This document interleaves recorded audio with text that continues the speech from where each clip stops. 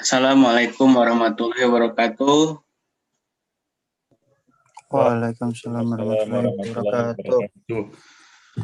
Nah, karena pada kali ini kita sedang menghadapi pandemi corona, maka pada pembelajaran kali ini kita akan melakukan pembelajaran melalui aplikasi Zoom.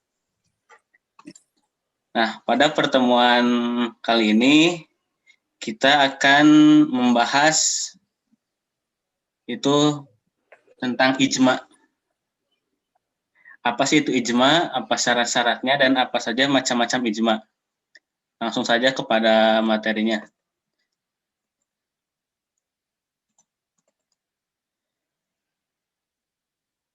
Nah, yang pertama adalah pengertian ijma. Nah, ijma secara etimologi itu dibagi menjadi dua. Yang pertama, ketetapan hati atau untuk melakukan sesuatu atau keputusan, untuk berbuat sesuatu. Ijma dalam artian pengambilan keputusan ini itu dapat dilihat dalam firman Allah pada surat Yunus ayat 10 yang berbunyi fa'ajmi'u amrokum wa syuraka'akum, yang artinya karena itu bulatkanlah keputusanmu dan kumpulkanlah sekutu-sekutumu. Nah, ada juga ijma dengan arti sepakat, yaitu ijma dalam arti ini dapat dilihat dalam Al-Quran surat Yusuf ayat 15 yang berbunyi falamma dzahabu bihi wa ajma'u an yaj'aluhu fi ghayabatil jubbi, yang artinya maka tatkala mereka membawanya dan sepakat memasukkannya ke dasar sumur. Nah, itu adalah pengertian dari ijma. Kemudian selanjutnya ada syarat-syarat ijma. Yang pertama, syarat ijma adalah ditetapkan dengan jalan yang sahih, baik karena teks yang sudah masyhur di kalangan ulama atau orang yang menukil adanya ijma tersebut adalah orang yang sikoh dan banyak melakukan talaah. Kemudian syarat ijma yang kedua adalah sebelumnya tidak ada khilaf yang tetap berlanjut. Nah, jikalah didahului oleh hal itu, maka tidak ada ijma lagi karena pendapat-pendapat tersebut tidak menjadi hilang setelah kematian orang yang mengatakannya. Nah, lanjut kepada pendapat ulama tentang syarat-syarat ijma. Yang pertama adalah kualitas anggota ijma. Para ulama sependapat bahwa ijma itu terlaksana karena adanya kesepakatan seluruh ulama mujtahid dan tidak ada perbedaan dan pendapat di antara mereka. Nah, kemudian syarat yang kedua adalah berlalunya masa. Nah, telah dijelaskan bahwa ijma itu berlangsung berdasarkan kesepakatan ulama mujtahid dalam suatu masa tertentu. Nah, kemudian syarat yang ketiga adalah sandaran ijma. Nah, yang dimaksud sandaran di sini adalah dalil yang kuat dalam bentuk nas, Al-Quran atau sunnah, baik secara langsung maupun tidak. Nah, kemudian selanjutnya ada macam-macam ijma. Nah, yang pertama adalah ijma dari segi terjadinya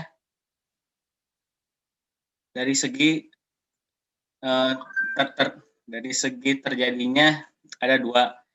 Yang pertama ijma sarih atau qauli, yaitu para mujtahid menyatakan pendapat dengan jelas dan tegas, baik berupa ucapan ataupun tulisan, seperti hukum masalah sesuatu itu halal atau haram.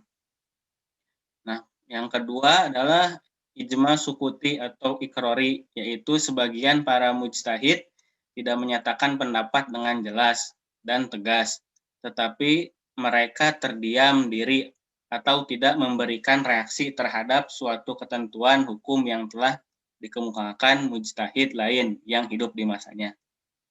Nah, kemudian dari segi tempat dan waktu, yang pertama adalah ijma sahabat, yaitu ijma yang dilakukan oleh para sahabat Rasulullah SAW.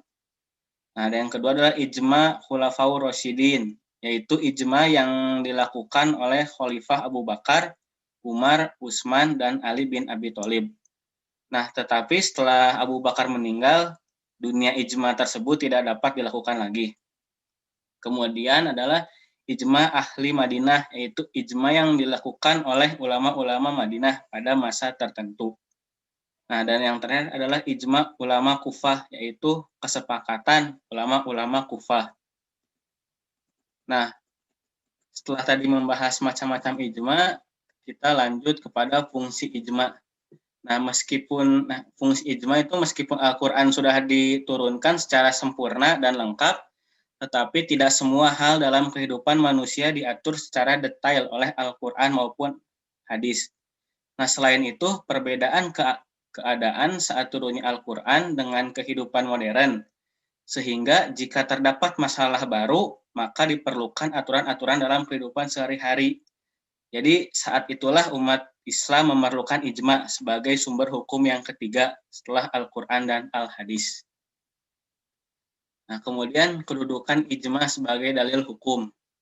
Yang pertama ada dalam surat An-Nisa ayat 115 yang artinya, dan barang siapa yang menentang Rasul sesudah jelas kebenaran baginya dan mengikuti jalan yang bukan jalan orang-orang mukmin, kami biarkan ia berpuasa terhadap kesesatan yang telah dikuasainya itu, dan kami masukkan ia ke dalam jahanam, dan jahanam itu seburuk-buruk tempat kembali.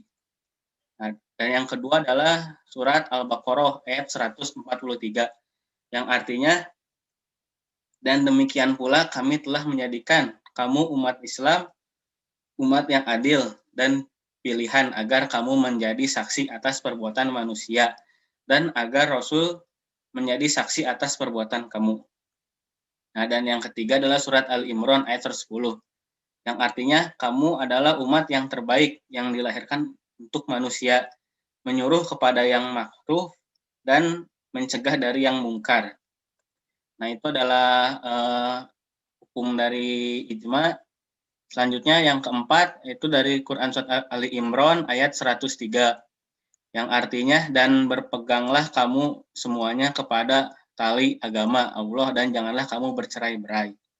Nah, kemudian hukum dari ijma yang selanjutnya adalah surat An-Nisa ayat 59 yang artinya, hai orang-orang yang beriman, taatilah Allah dan taatilah Rasulnya dan ulil amri di antara kamu. Nah, jadi kesimpulan pada pertemuan kali ini yaitu ijma secara etimologis atau bahasa ada dua macam, yaitu ketetapan dan kesepakatan. Sedangkan menurut istilah yang sering dipakai oleh kebanyakan ulama adalah status kehujahan dan kedudukannya dalam syariat, yaitu kebanyakan ulama menetapkan bahwa ijma dapat dijadikan hujah dan sumber hukum Islam dalam menetapkan hukum dengan dalil dari Al-Quran dan Sunnah. Nah, mungkin pada pertemuan kali ini cukup itu yang bisa saya sampaikan. Sebelum kita menutup, saya akan memberikan tugas kepada teman-teman sekalian, yaitu untuk merangkum dari materi pertemuan kali ini dan akan dikumpulkan pada pertemuan selanjutnya. Mungkin itu saja yang bisa saya sampaikan. Assalamualaikum warahmatullahi wabarakatuh. Waalaikumsalam warahmatullahi wabarakatuh. Terima kasih, Pak.